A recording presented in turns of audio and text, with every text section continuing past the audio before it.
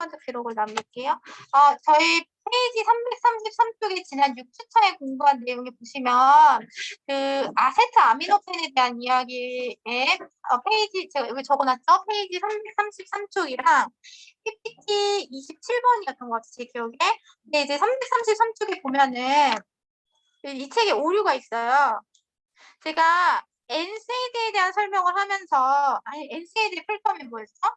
non-steroidal anti-inflammatory drug의 약사였는데 이제 그건 항염증 물질로서 스테로이드인지 아닌지를 구분하기 위한 NSAID예요. 근데 항염증 작용조차 없는 아세트아미노펜을 NSAID의 대표적인 OTC 약물이다 이렇게 설명이 났거든요. 333쪽에 보면은 아세트아미노펜은 미국에서 가장 널리 알려진 OTC 약물이라는 맞는데 NSAID 자를 빼셔야지 돼요. NSAID랑은 전혀 상관이 없어요. NSAID가 아닙니다. 제가 이거를 그냥 이렇게 복사해가지고 딱 이렇게 책에서 얹어놓고 그 설명할 때 그걸 이제 눈치를 못 챘는데 다른 반에서 강의를 하다 이제 눈치를 채가지고 정정해야지 제가 출판사에도 한번 연락을 할 건데 NSAID가 아닙니다. 아세트아미노펜은 오히려 NSAID의 대체제로서 이제 NSAID인 이제 약물에 알러지가 아스피린 등의 알러지가 있는 경우 대체하는 물질로서의 아세트아미노펜은 항염증 작용이 없습니다. NSAID가 아니라는 거죠. 그다음 7주차로 다시 넘어오겠습니다.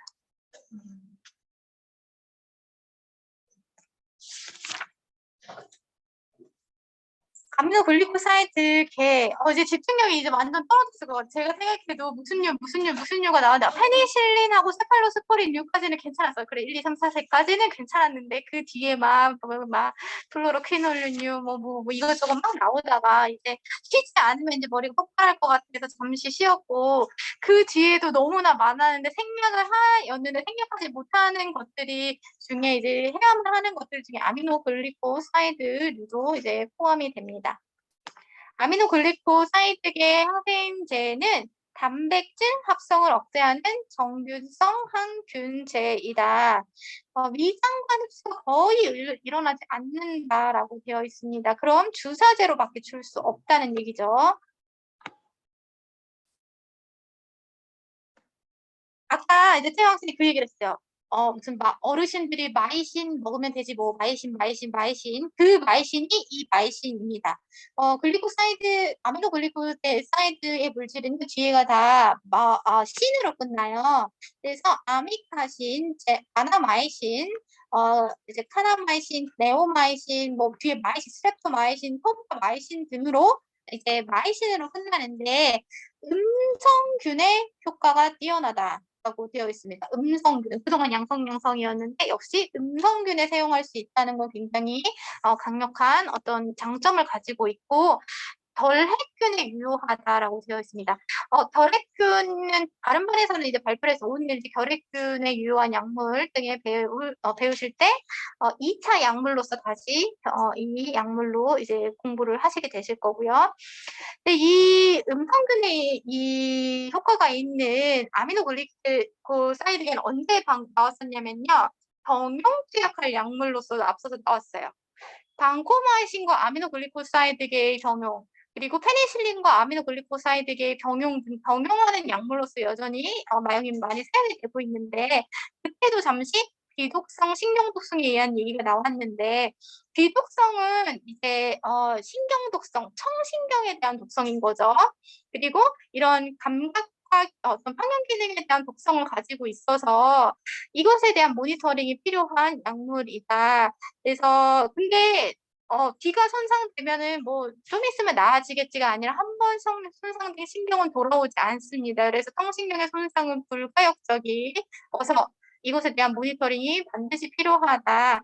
콩팥 기능 상실증, 신기능이 떨어진 사람에게 일반적으로 사용하는 아미노글리코사이드의 농도를 사용하면은 귀독성이 더 발생할 수 있겠다.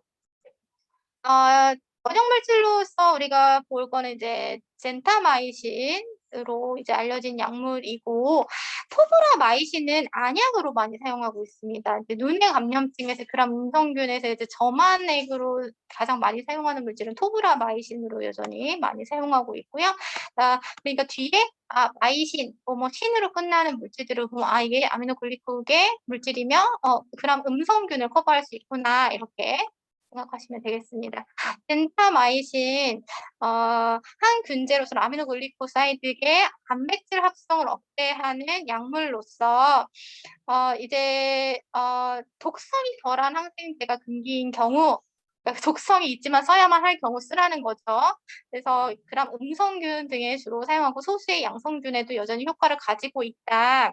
그리고 빛에 대한 반응이 굉장히 민감해서 이 빛에 노출되는 경우에 노란빛으로 이렇게 변하는 경우가 많이 있어요. 그래서 색이 변한 용액이나 이물질이 포함된 경우에 버려야지 됩니다. 투명해야지만 쓸 수 있고, 그다음에 혈청 농도를 모니터링하는 거 모르겠죠. 신경 독성이 있을 수 있어서 약물을 사용할 때 주기적으로 혈액학적 검사를 통해서 5에서 10 마이크로그램 퍼 밀리리터 이상이면은 투여를 보류해야지 된다. 혈중 농도에 대한 모니터링이 필요하다는 거죠.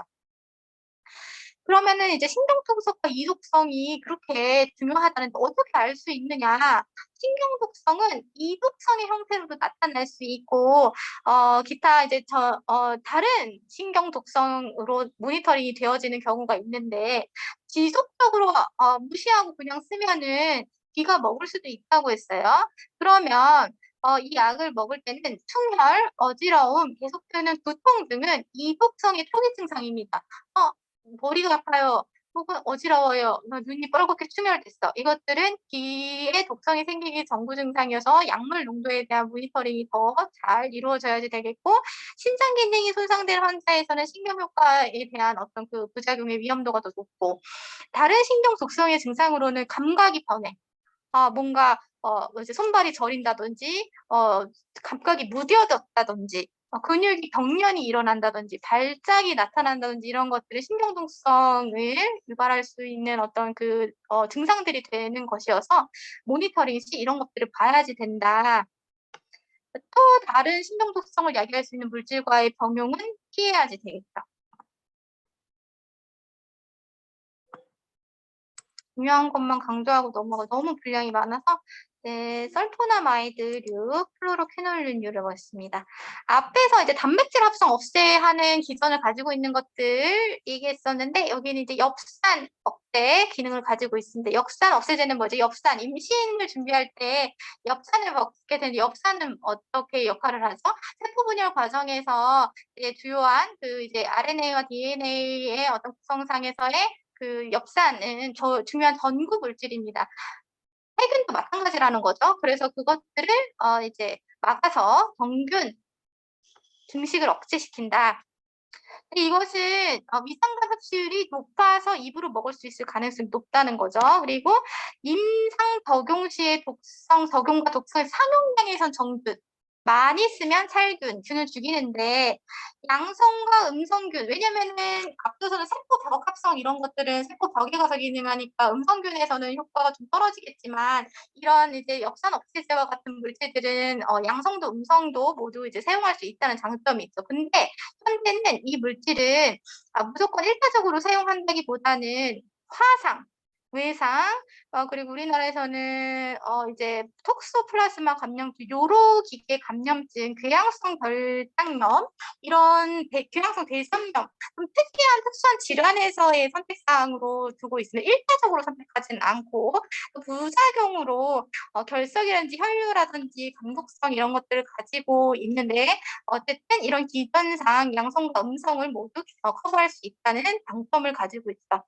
이름으로 따지면요, 제가 많이 썼던 워낙에 이름이 길어서 뭐 설파메솔자줄, 뭐 트림 뭐 이런 식으로 이름이 길다 보니 닥트림과 세트림으로 읽었습니다. 저도 그 이제 의사소통상에서의 좀 그런 것들이 어려워서 닥트림, 세트림 뒤에 트림 특자가 붙으면서 이런 것들이 설프라마이드의 이름에 이제 많이 사용이 되는데 아까도 얘기했지만 일차적으로 선택되어지기보다는 주로 이런 요로 감염인데 만성적으로 재발해. 잘 안 나, 약을 써도. 그리고 호흡기계 감염도 그렇고 재발하는 경우. 부비동염, 코에 염증이 생기는 사람도 계속 재발하는 경우가 많아요. 그런 경우에도 쓰고, 전립선염, 그리고 여행자 설사병, 어떤 약을 줘도 잘 듣지 않는 설사병, 이런 데 이제 쓰는 약물로서 사용을 한다. 여기 앞에서도 나왔죠? 개양성 대장염, 개양결장염, 요로감염 2차 사용 약물이라고 했습니다. 그러니까 1차적으로 선택되어지기보다는 2차적으로 이제 사용된다. 그리고 이거 실마진이라는 것도 한번 들어보시면 좋을 것 같은데, 화상 후에 감염막 근체를 목적으로 연고로 정말 많이 써요. 실마진 크림. 그래서 이제 화상 환자는 피부막이 다 벗겨져서 어디로든지 세균이 침투할 가능성이 높잖아요. 그래서 실마진을 늘 도포하는 것이 일반적입니다. 플로로퀴놀린류. 플로로퀴놀린류도 역시 양성과 음성에 대한 광범위한 항균제로 이제 사용을 하고 있고요. 그런 음성균에 대한 효과가 높은 편이어서 생식기계 감염, 위성관계 감염, 인질, 성병, 호르몬, 호흡기 이런 데에 대한 것들 사용하는데, 내성균의 출혈환으로 포용성이 약간 떨어져 있는 상태여서 이것도 1차적으로 선택되어지기보다는 사용해야만 할 때 이제 사용을 한다. 빗대 대한 과민성 이런 것들 좀 특이하게 심전도상의 큐티관계 연장을 유발할 수 있다. 그래서 이제 심혈관계에 문제가 있는 사람에게 플루로퀴놀린은 1차적인 선택사항이 될 수가 없겠죠. 부정맥으로 죽을 수도 있는 위험을 안고 이걸 1차적으로 쓸 수 없다는 이야기이기도 합니다.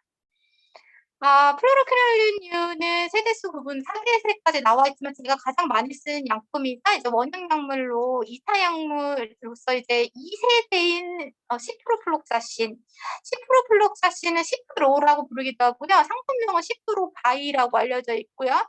이제 입으로도 먹을 수 있고 주사로도 이제 사용할 수 있다. 이런 것들은 시프로플록사신의 주된 장점은 부작용이 많지 않다는 게 또 장점이기도 해서 이런 일반적인 오심부터 설사, 발진 같은 건 다 가지고 있지만 아나필락시 쇼크라든지 어떤 이런 것들이 흔하게 나타나지 않는다라는 것이 장점이어서 부작용에 대한 어떤 강조라기보다는 만성 질환에서 2차적인 유용성에 대한 측면에서의 스터디가 더 이제 강조되고 있고, 시프로플록사신은 그래서 DNA 합성 억제제로 분류되면서 굉장히 오랫동안 사용되었어요. 이미 2세대 물질이 1987년에 승인되어서 가장 널리 사용되고 있고, 저도 많이 써봤고, 앞으로 여러분도 많이 쓰실 건데, 양성균, 음성균의 영향을 모두 주지만, 양성균보다 음성균에 더욱 영향을 끼친다.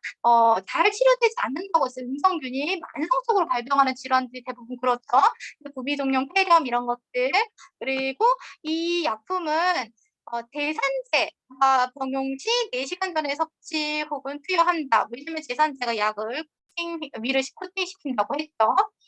다음에 여기 유해 반응이 그렇게 되어 있어. 대개 환자들이 잘 견딘다. 심각한 유해 반응이 흔하지 않다. 오진구토 설사가 약 20% 흔하게 나타날 수 있지만 그걸로 이 약을 포기하기에는 선택사항이 많지 않은 만성질환의 환자들의 경우 쓸 수밖에 없다. 그렇지만 이 약물의 흡수가 감소하기 때문에 대부분 제산제나 미네랄 보충제와 함께 복용하면 안 된다. 여기까지. 그다음에 네, 여기는 패스할게요. 요거는 제가 강조해야 될 거죠. 와파린과 동시에 사용시 아까 크티관계 연장에 대한 얘기를 안고 했었는데, 이제 심혈관계에 문제가 있으신 분들 중에는 예를 들어 기계 판막 치환술 같은 거 같은 뭐 심장 박동을 기계를 삽입해서 하는 이런 경우에 이제 평생 와파린을 복용하는 환자에도 만성질환이 생길 수가 있잖아요. 부비동염이 있을 수도 있고. 이런 항생제를 사용상에서 시프로플록사신은 와파린과 함께 병용할 경우에 출혈이 일어날 수 있대요. 그러니까 와파린을 먹는 사람에게 시프로바이를 줄 때에는 이런 그 출혈에 대한 모니터링을 더 자주 할 뿐만 아니라 혈액학적으로 ABCT, INR 등의 모니터링을 더 자주 면밀히 관찰하고 약물의 농도에 대한 평가도 자주 해줘야지 된다는 것을 이야기해야지 되겠습니다. 음식에 대한 이런 것까지 사실 다 커버하면 좋겠는데, 우리나라에서 이제 출혈을 많이 유발시키는 물질 중에 우리나라에서 허브의 사용을 많이 하지 않는데요. 마늘과 같은 것들은 출혈의 경향성을 높여지는 이 허브 음식으로 분류되고 있거든요. 나중에 심혈관계를 공부할 때 다시 얘기하도록 하겠습니다. 미코박테리아, 혈액치료제. 아까 우리가 이제 미코박테리아에 대한 이야기를 할 때마다 음성균에 나왔을 때, 미코에 나왔을 때 제가 늘 결핵에 대한 이야기를 했었는데, 결핵 환자를 보신 적이 있으신가요? 여기에 혹시 계실지도 모르겠지만, 다른 반에 이제 결핵약을 발표한 그 반이 있었어요.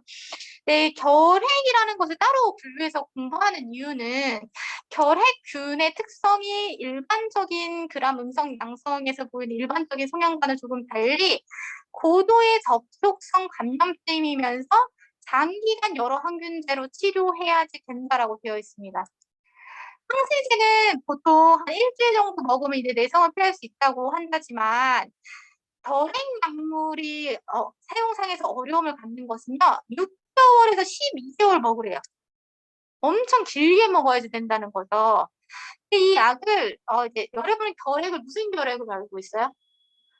폐결핵.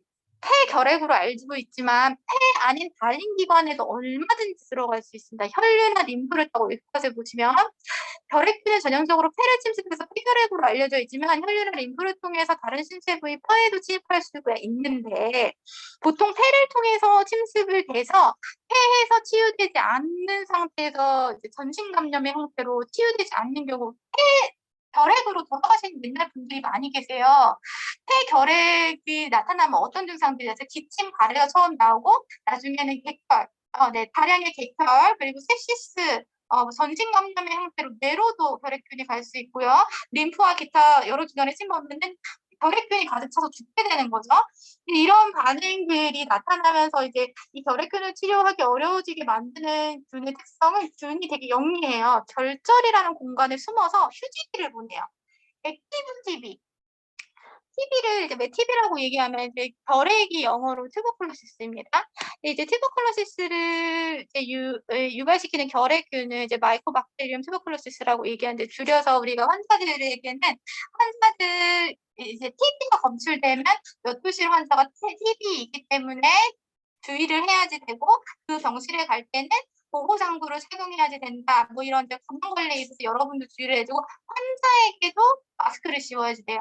그 어쨌든 그런 어떤 감염상에서 주의를 기울이지 않으면 결핵이란 질환은 아직 우리나라는 결핵의 선진국으로 분류되어지지 않습니다. 대부분의 질환을 컨트롤할 수 있는 우리나라로 이제 선진국 의료의 선진국이라고 분류되고 있지만 결핵에 대한 관리가 부족해서 여전히 결핵균에 대한 지역사회 감염률은 높은 편입니다. 다른 의료 선진국에 비해서. 근데 이 결핵균의 이런 특성상 결절에 숨어서 휴지기를 보내면은 이제 다 나았네? 뭔가 가래도 안 나오고 기침도 안 나오고 몸이 좀 좋아졌어 이렇게 생각하고 한 2, 3개월 약을 먹다 끊었어.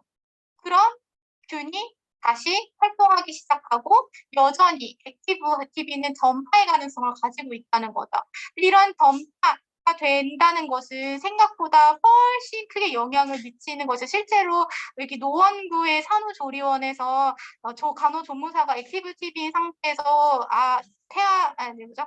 이제 영아를 돌보다가 전염시켰고 그 전염으로 인해서 아기뿐만 아니라 엄마, 아빠까지 예방적으로 수십 명의 사람이 항결핵제를 예방적으로 복용해야지 되는 아무튼 큰 이벤트가 있었어요. 그런 차원에서 여러분은 이제 이런 TB에 대해서 이제 지역사회 감염의 차원에서의 조금 다른 시선으로 이 균주만큼은 따로 공부를 해야 한다는 거죠.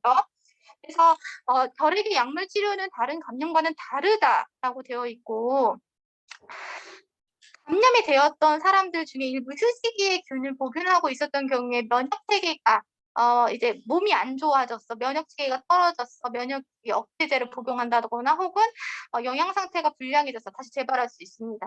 근데 이런 이제 미생물이 약물에 도달하기 위해서는 적어도 6개월 이상의 투약이 필요하면 1년 동안 약을 보통 먹어야지 되고 이런 이제 전염성이 없고 증상이 없어도 반드시 약물을 계속 먹어야지 된다. 다제 내성 감염, 아까 MRS에 대한 얘기를 했지만 결핵균으로서 이런 약물에 대한 저항성을 가지게 되면 2, 3개월 먹으면 저항성 생긴다고 했어요. 근데 이 사람들은 1차 약물에 대한 효과는 떨어지고 2차 약물 쓰고 2차 약물 안 들으면 죽어요. 근데 문제는 이제 다세내성 감염을 바로 걸릴 수도 있다는 거예요. 보통 1차 약물에 듣는 그런 단순한 TB에 보통 감염될 거라고 생각하지만 무서운 거는 제가 이곳에 대한 다큐를 본 적이 있어요. 다세네 성균을 가진 TB 환자가 어떤 약물도 다 듣지 않아서 이제 거의 죽어가는 상태가 돼서 이제 다큐를 작성할 때 너무 억울하다는 거예요. 자기는 특별히 무언가 병이 감염될지 모르고 살아왔는데 어디서 감염되었는지도 모르는데 1차 약물이 듣지 않은 TB에 바로 걸린 거예요. 약을 써도 안 들어. 그 굉장히 젊은 환자에 대한 그런 다큐였는데 이것이 역시 우리 지역사회 내에서 여전히 유효하다는 것이죠. 다제 내성균의 감염에 있어서 반드시 환자들이 그런 다제 내성균에 감염되지 않도록 꾸준히 약물을 복용할 수 있도록 강조를 여러 번 해줘야지 되고 확인하는 것도 여러 번 해야지 된다는 거죠. 결핵약에 대한 이제 어려운 부분은 약을 오래 먹어야지 되는 거지 약을 많이 먹어야지 돼요. 약을 지금 보면은 4개 이상의 항생제를 동시에 투여해야 한다는 점이 어렵다라고 되어 있습니다. 4개의 약물을 곱게 하나하나 4알씩 먹는 게 아니고 어떤 약물은 3알 이렇게 먹어야지 되는 약도 있어요. 제가 TB 환자에게 약을 아침에 갖다 주면서 너무 미안했던 적이 있는데 이렇게 약을 한 움큼 갖다 주면서 아침 먹기 전에 드세요. 이렇게 줘야지 공복시 먹어야지 되거든요. 약효가 좋으려면 이 약을 먹으면 입맛이 싹 사라져요. 밥을 먹고 싶지 않아요. 약만 먹어도 배가 불러서 너무 싫어요. 이렇게 얘기하면 이 약을 1년 먹기 어렵다는 거거든요.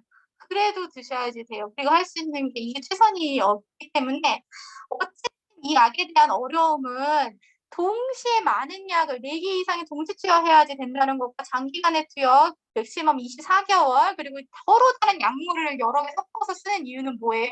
내성을 생기는 걸 줄이는 것을 병용하기 위해서, 내성을 줄이기 위해서 병용하기 때문에 이런 내성이 흔하기 때문에 여러 약물을 섞어 쓰고 조합을 바꿔 쓰고 치료의 성공률을 높이기 위해서 이런 것들을 하는 것인데 주로 초기 단계에서 사용할 수 있는 1차 약물로서 아이소나이지드와 리팜핀, 티라자이마이드와 에탄부톨과 같은 이런 4가지 약물을 주로 2개월 동안 투약합니다. 이런 이제 약물에 대한 효과를 평가했을 때 감수성을 보인다면, 약효가 듣는 것으로 평가가 된다면 에탄부톨은 뺄 수 있다라고 되어 있습니다. 초기 2달 동안 네 가지 약물을 엄청 여러 알을 먹어야지 된다. 그리고 지속해 되는 단계에 와서는 2가지를 보통 사용하게 되는데 선택되어지는 것이 아이소나이지드와 리팜핀이라는 약이다. 이 2가지 약물을 뒤에서 자세히 배우실 거고 주로 이것들을 지속 단계에서는 조금 줄여서 일주일에 2, 3회, 4개월 동안 해서 이제 6개월 정도 하고 엑스레이 검사, TB, 객단 검사 등을 평가해서 이제 약을 그만 먹어도 되는지를 이제 평가하게 되는 과정을 거쳐서 이제 약을 끊게 되는데 항결핵제는 크게 1차와 2차로 구분된다고 했습니다. 아까 1차 약물로서는 앞에 나온 4가지 그것이 1차 약물로 주로 이야기를 하는 것들이고 2차 약물은 독성이 높고 덜 효과적이면 내성이 생겼을 때 사용한다. 이게 다약제 내성 결핵균은 치명적일 수 있다. 일부 지역에서 심각한 공중보건에 문제가 되어 있다. 내성균이어서 1차 약이 듣지 않으면 2차 약으로 케어가 안 될 수도 있을 가능성을 가지고 있는 것이 이렇게 되면 죽을 수 있다는 거, 사망할 수 있다는 거죠. 이런 것들은 결국 결핵을 예방하는 게 최선이라는 거예요. 여러분도 이제 결핵 환자의 병실에 들어가게 되실 때는 마스크를 잘 착용하실 뿐만 아니라 그 가족들까지도 관리를 해줘야지 돼요. 항결핵제를 함께 복용하는 것이 액티브 TB 기간에는 필요합니다. 그래서 그런 것들에 대해서 가르치고 전염되지 않도록 관리하는 것이 필요하다. 결국 결핵균의 치료에서는 이제 늘 강조되는 게 복합투여. 여러 약물을 써라. 그리고 오래 먹여라. 이것이 곧 내성을 갖지 않고 빨리 이제 결핵균을 죽일 수 있는 방법이자 가장 중요한 부분이 되겠고 1차 약물로서 이야기하는 것이 이제 아이소나이지드가 원형 약물, 흰색 약물이고요. 전복성 결핵과 활동성 결핵 모두에서 사용할 수 있습니다.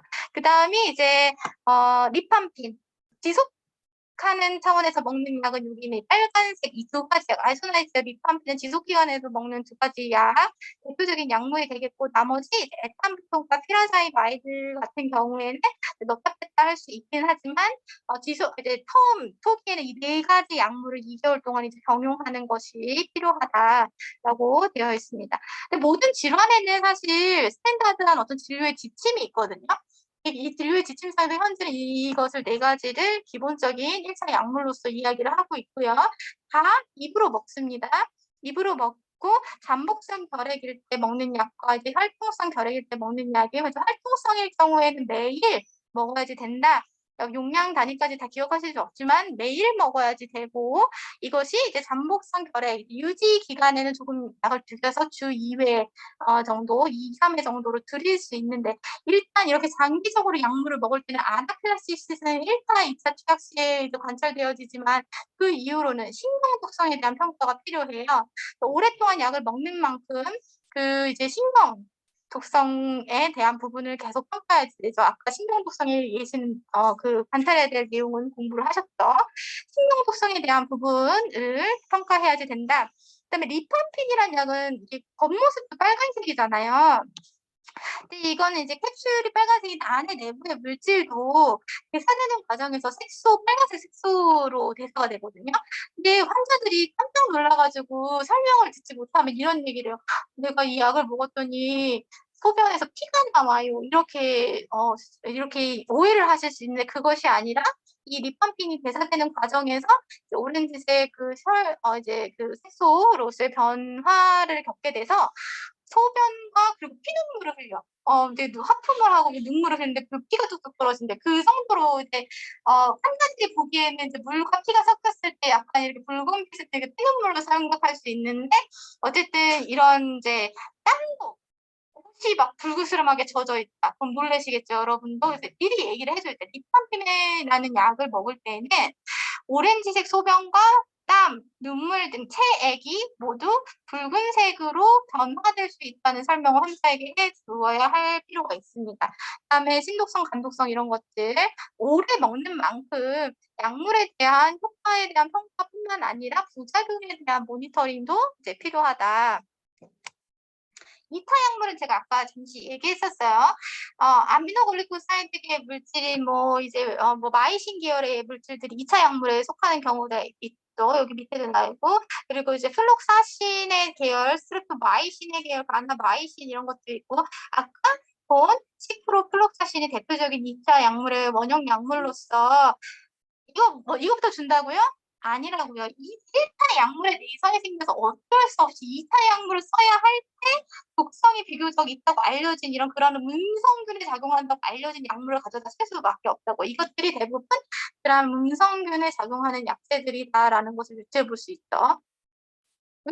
여기도, 네, 앞에서 다 보았기 때문에 여기 빨리 지나가겠고요. 그래서 아이소나이지드 INH로 줄여서 약어로 이제 많이 씁니다. 마이크로선 업체 항결핵 약물인 약은 단일 약제로서 최대 효과를 보여주고 있기 때문에 오랫동안 감염증, 결핵균의 치료에 왔고, 이제 단독으로 사용될 수 있고 병용해서 사용되고, 특히 활동형 결핵을 치료하기 위해서 반드시 먹어야만 하는 어떤 약물로서 1차 약제 대표적인 약인 아이소나이지드는 아까 흰색 알약을 보여드렸죠. 빈속에 먹어라. 제가 되게 미안했다고 했지만 이것이 최선이다. 정말 속이 쓰리면 식사 1시간 후나 2시간 전에 빈속에 투여하는데, 원래는 병원에서는 혹시 모를 그런 감염의 전파를 막기 위해서 아침에 갖다 줘. 눈 뜨자마자 이거부터 드세요. 아침 먹기 전에 드셔야지 돼요. 막 이렇게 준다고요. 이게 주사제로 쓰는 경우는 거의 드뭅니다. 이 신경에 대한 평가는 뭐였어요? 감각이 이상. 이제 무뎌진다고 했어요. 손가락, 발가락의 무감각, 발열과 발진, 이제 신경독성에 대한 평가가 경련, 시신경련, 현기증, 혼수 상태, 이런 정신병의 질환이 흔하지 않습니다. 드물지만 간독성이 심한데 오래 먹는 만큼 어떤 그런 OTPT에 대한 점검, 간효소 검사, 조기 단독성에 대한 확인이 필요하고, 오래 먹으니까 아무튼 치료 중간중간 혈액학적 검사를 통해 이것들을 확인해야지 된다. 제산제와 함께 먹으면 안 되겠죠. 아까도 얘기했죠. 제산제 실컷 리코팅해놓고 이 항결핵제를 먹어봤자 소용이 없게 동시에 투여해서 안 된다. 상호작용이 나오고 있죠. 한센병 치료제는 강의하지 않겠습니다. 한센병이 무슨 병이죠? 들어보신 적 있죠? 예전에 꽃동네 마을 이런 데 가면은 이제 한센병 환자들을 모아놓고 따로 격리 수용해가지고 정말 이제 수용해놓고 치료하던 그 시설이 있습니다. 지금 한센병 거의 정복된 질환으로 얘기되어지고 있거든요. 네, 성경상에서의 문둥병, 나병 이렇게 이야기 되어지는 병들인데 지금은 그렇게 흔한 병이 아니고 저도 딱 한 명만 본 것 같아요. 어쨌든 치료제로 이 냅손이라는 이 약 하나 정도만 그냥 들어보셨어도 리판빈도 사용해요. 앞에서 본 이런 것들 이제 사용할 수 있다. 항진균제. 다 나갈 수 있을 것 같아요. 항진균제는 진균 뭐죠? 무좀. 무좀 들어보셨죠? 무좀. 따로 배우는 만큼 좀 특이한 균들은 그람 양성 음성으로 따로 그냥 구분 짓기보다는 어떤 그 이제 펑거스라는 이 질환 어떤 그 균의 특성에 대해서 치료의 그것들이 전혀 다른 측면에서는 이제 분리해서 이제 치료제를 따로 구분해서 배우는 것인데 그것이 바로 진균입니다. 진균은 사실 우리가 무좀, 발에 대한 무좀으로서 많이 이야기하고 있지만 사실은 발 이외에 어느 곳에나 다 침범할 수 있는 균입니다. 진균에 의한 감염으로는 이제 다양하게 이제 표지성, 피부에까지 침투하는 것, 피하, 전신으로 주로 이제 구분을 하게 되는데 전신 진균증은 생각보다 굉장히 치료가 어렵습니다. 저도 이 환자들에게 이제 약을 줄 때 정말 이게 나을까 싶을 정도로 굉장히 심각한 감염증으로 보여지는 경우들이 많이 있어서 이렇게 균이 무섭구나 이런 생각이 들었던 것이 이제 진균인데 병원성 진균증을 유발시키는 균, 저는 이제 미생물 시간이 아니니까 대표적으로 여러분이 들어봤어야 할 것들 칸디다입니다. 칸디다는 흔하지만 기회성 진균 감염에서 거의 모든 기관에서 발생할 수 있어 구강 캔디다증, 질 캔디다증으로 흔히 알려져 있는 그 캔디다가 진균에 의한 감염으로서 진균에 속한다. 는 것을 기억하시면 공부를 하시는 데 도움이 될 것 같고 표지성 진균에도 역시 캔디다 독후백선을 일으키는 것들 모두 다 이제 진균에 의한 감염이다. 여기까지는 알아야지 진균성 치료를 하는데 약으로 넘어갈 수가 있겠죠. 진균은 아까 얘기했듯이 표제, 겉면에만 침투한 경우와 전신으로 투여했을 때를 구분해서 이제 이야기를 하게 될 때 전신성 진균의 감염증은 오래 약을 써야지 돼요. 앞에서 얘기한 그람 양성 일주일 뭐 이런 것보다도 훨씬 더 길게 써야 할 가능성이 높은데 이제 암푸테이신 B라는 약물, 여기 앰플로 제가 빨간색이고 보이는데 이게 암푸테이신 B인데 정말 독해요. 이 약이 진균이 잘 죽지 않는다고 했는데 무좀 걸려보신 분 계세요? 무좀이 우리나라 군대 갔다 오신 남성의 한 절반 이상이 무좀균을 가지고 있는데 무좀이 여름이면 늘 재발해요. 먹어도 약을 먹었을 때 잠시 괜찮아서 다시 재발하는 균으로 굉장히 유명한 진균이 그만큼 치료하기가 어렵다는 것이죠. 근데 전신으로 그 균이 확산된 경우 더더군다나 이제 케어하기 어려운데 이 독하는 생긴 암푸테이신 B는 정맥 주사로 2시간 동안에서 4시간 동안 주래요. 얼마나 독하면 한 번 줄 때 이거를 정맥으로 kg당 현재 kg를 고려해서 0.25에서 1.5mg으로 희석해서 천천히 줘라. 근데 이것들은 신독성, 감독성, 약이 워낙 독한 만큼 이제 부작용도 조금 굉장히 좀 크죠. 심정지라든지 혈소판 감소증, 백혈구 감소증 이런 것들이 일어날 수 있다. 그다음에 암푸테리신 B 이외에 먹을 수 있는 약, 전신 감염증에 적용할 수 있는 대표적인 이제 아졸기 항진균세로서 구강 치료가 가능한 물질은 여기 나와 있는 디플루칸입니다. 디플루칸, 플루코나졸. 뒤에가 아졸이어서 아졸계로 분류하고 있는 디플루칸은 경부가 적는 모습을 있지만 특히 이제 질 칸디다증, 여성의 감기로 불리고 있는 이제 여성 질환인 질 칸디다증에는 경부약으로 1회 150mg 정도로 투약하게 되는데 아무튼 이것도 많이 이제 사용되어지는 경구 용지로서 전신성 감염증, 질감염증 표지성 이제 따로 구분이 되어지지만 어쨌든 전신성 감염에도 여전히 유효하다. 이 특징관계 견장 이런 거 나오는데 이제 이런 좀 특징적으로 심혈관계 질환을 가지고 있는 분들에게 사용 시 좀 주의를 기울이는 부작용 중에 특징관계 견장인데 부정맥이 가능성이 높아진다는 것이죠. 암포테리신비는 항진균제로서 이제 전신 질환에 사용하는 대표적인 원형 약물이어서 그 전신성 진균 중에 선호되는 약물인데 심한 면역 억제제 환자들에게 예방적인 항진균 요법으로 사용될 수 있다. 이게 말이 뭐냐면요. 예를 들면 심한 면역 억제 환자, 에이즈 환자, 저 에이즈 환자를 인생에서 한 3명 정도 만난 적이 있는데 수술을 받기 위해서 에이즈 환자의 수술을 거절하지 못하는 거 아시죠? 우리가 이 생명윤리 시간에도 환자에 대한 가려받는 것, 환자를 선택하는 것이 불가능하다고 했는데 에이즈 환자들이 생각보다 지역사회 내에 이제 물론 본인의 그런 어떤 기밀을 숨기고 생활을 몰래 하지만 그걸 굳이 우리가 알려고 할 필요가 없어요. 의료기관에서는 다릅니다. 의료기관에서는 반드시 이야기를 해야 하기 때문에 어쨌든 그런 환자들은 심한 면역 억제 환자인 거예요. 본인의 그 면역이 굉장히 떨어져 있는 상태인 이런 환자들에게 이 환자들은 구강 캔디다층과 같이 캔디다, 기회 감염이 굉장히 잘 일어났어요. 이제 늘 면역 억제제를 먹는 사람이거나 에이즈 환자거나 이런 사람들은 진균에 감염될 확률이 높아요.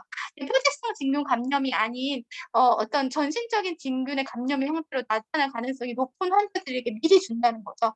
독발 약제여도.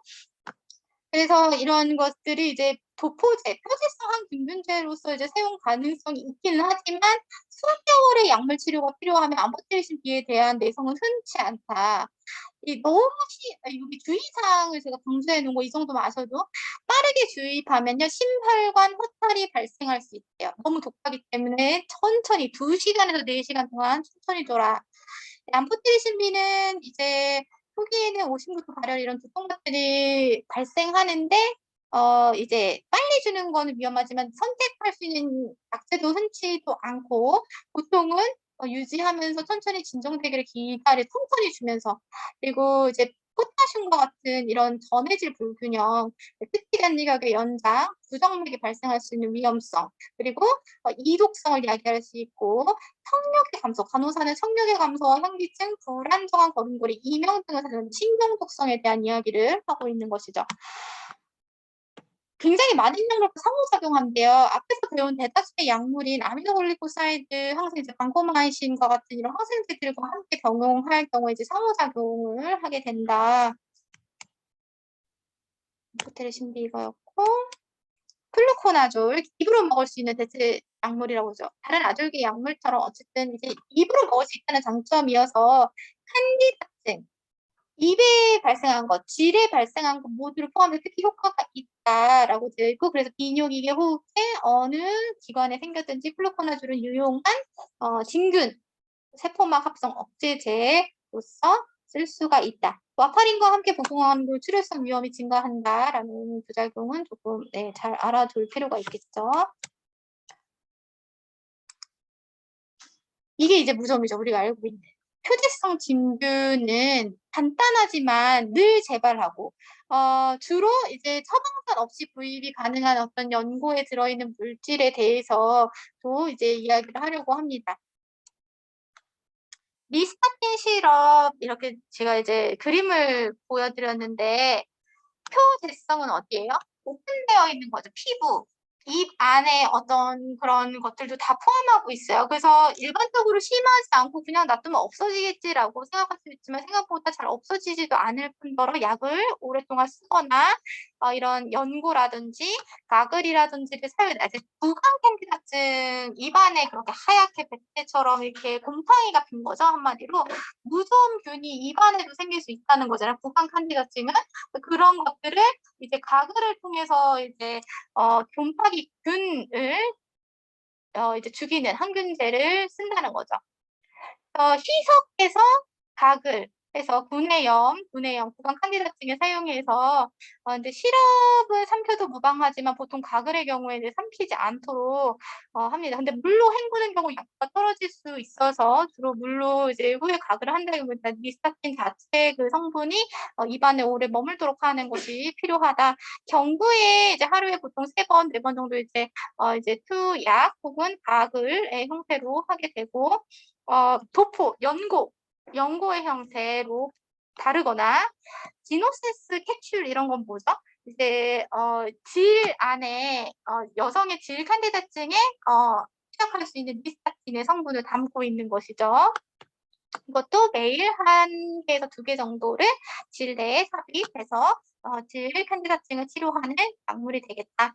이제 원형 약물로서 니스타틴은 표지성 항진균제로서 약리 이제 여기에서 이제 세포막을 약화시켜서 진균을 죽이는 작용을 할 때 독성이 비경구 수요시 매우 강해서 IV로 줄 수 없다는 뜻이죠.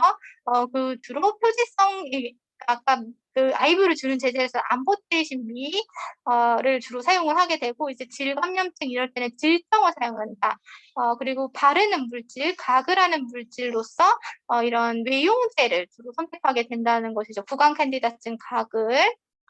그래서 이런 치료를 위해서 2분 동안 먹음을 해. 그러니까 한번 가글가글하고 퇴하는 게 아니라 오랫동안 2분 정도를 머금고 있어야지 충분히 그 곰팡이균이 이제 사라질 수 있는, 작용할 수 있는 시간을 하는 것이 필요하다. 피부 자극이 아무래도 있겠죠. 강력하니까. 바이러스제. 헤르페스 바이러스, 이 입술에 물집 자주 잡히시는 분들 혹시 계신가요?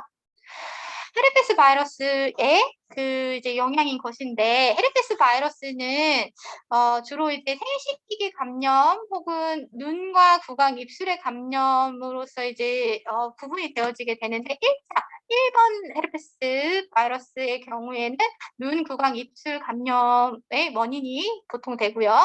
2번은 이제 생식기 감염의 원인이 됩니다. 기타 이제 거대세포 바이러스는 면역억제 환자의 그리고 대상포진 바이러스도 헤르페스로 분류가 돼서 이제 대상포진과 수두를 어렸을 때 알았던 사람 중에 일단 수두균의 보균자이면서 면역력이 떨어지면 추후에 대상포진의 형태로 나타나는 경우들이 있다는 거죠. 네, 이번 헤르페스 바이러스를 지금 어쨌든 이제 그걸 질환을 공부하기보다 우리 약을 공부해야 되니까 헤르페스 바이러스를 치료하는 약제에 대해서 이야기를 하려고 합니다. 네, 헤르페스 바이러스에 흔히 처방되는 항바이러스는 이제 조비락스, 이제 상품명으로 제가 보통 얘기를 해서 조비락스와 판비어, 말트렉스 이 3가지를 주로 사용하게. 조비락스, 판비어, 말트렉스. 이에 비록 경구약처럼 효과는 이제 이 연고의 제형도 존재하지만 주로 먹는 약으로 많이 사용하고 있습니다. 헤르페스 바이러스, 예를 들어 입술에 물집 잡혔다고 병원에 입원해서 이거 주사치료 받을 수 있겠어요?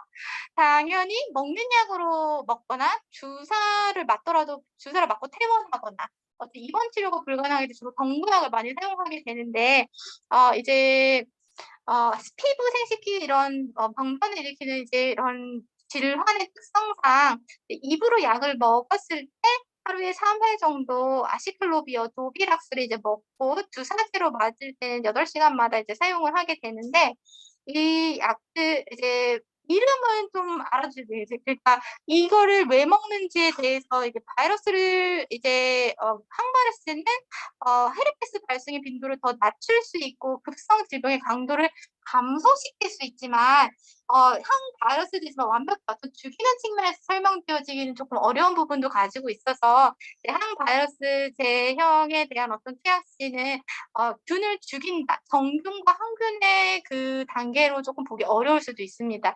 그래서 발트렉스도 제가 되게 많이 줬었어요. 근데 이제 발트렉스 이런 항바이러스제를 먹게 되면은 고심부터 설사 이런 것 일반적인 것들이 이런 것들 나타날 수 있고 주사부에 염증도 자주 생길 수 있습니다.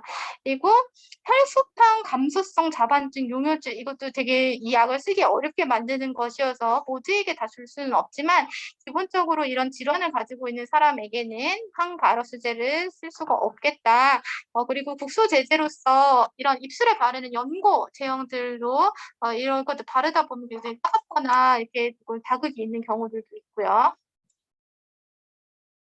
도피락스라는 물질은 항바이러스 제제이고 이것들을 이제 투여할 때는 첫 번째로 인증받은 것이 이제 조비락스인데 그 이후에 발트렉스 등 판비어 등 많은 약물들을 이제 사용할 수 있게 되었고 그 부위 연고 제형으로 이제 바르는 경우 이제 그 먹는 약의 횟수를 조금 줄일 수 있게 만들죠. 주사시 고통스러워서 잘 주사제로 주지 않고 먹는 약으로 주로 사용하고 유해 반응으로서는 정맥도 사실 신독성이 있어서 정맥으로 잘 안 쓴다고 했습니다. 에이즈 치료제는 강의는 하지 않는데 에이즈 환자 제가 임상에서 6년 근무하는 3-4명밖에 못 봤다고 했는데 에이즈 치료의 대표적인 약 이름 하나 정도만 이야기를 한다면은 여기 있는 모정약물은 이제 이 위에 건데요. 지도부딘으로서 이 약이 가장 많이 에이즈 환자가 지도부딘을 먹고 있다. 그럼 에이즈 환자가 아닐까라는 생각을 한 번쯤 해보실 필요가 있다는 것이죠. 그래서 이런 이름을 예를 들어 한센병의 뎁손이라든지 이런 에이즈 환자의 지도부딘이라든지 이런 약제 이름 등을 알고 있는 그 환자의 히스토리를 파악하는 데 조금 도움이 되는 약품 중에서 대표적인 약물인 지도부딘이 설명이 되어 있거든요. 그냥 한번 읽어보시면 되겠습니다. 자, 있습니다.